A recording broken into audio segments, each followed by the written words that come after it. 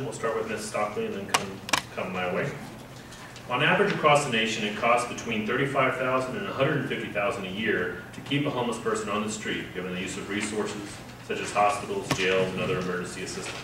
In contrast, the same cost assessment found that it costs between $13,000 and $25,000 per year per person to house and provide support services for the same individual. The City of Loveland estimates that there are 705 homeless individuals in Loveland, according to the Housing Urban Development definition in the city. Additionally, Thompson School Districts surveyed their students in 2007 and found 24% reported being homeless at some point during high school, and most reported not telling anyone of their situation. With growing levels of expenditures and attention going towards the issue of homelessness, as well as the degree of human suffering involved, not only at a national level, but here in Fort Collins and Loveland, what do you see as potential ways to address this issue? Ms. Stockley. I'll tell you, I was very surprised when our school district came back with the report showing how many kids were homeless. And this study was it was high school students.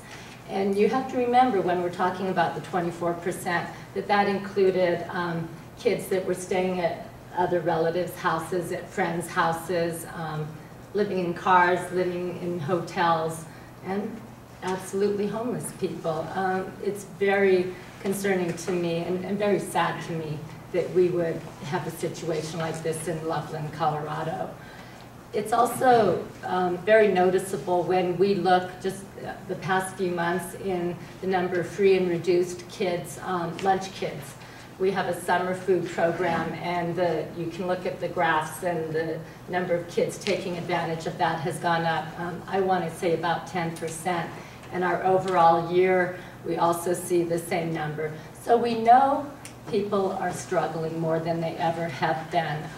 When you look at a family with kids that don't have a stable roof over their home, how do we expect them to excel in school when they don't have any stability in their life? So I think it's very important that we ensure that they do have some sort of shelter and some sort of stable shelter.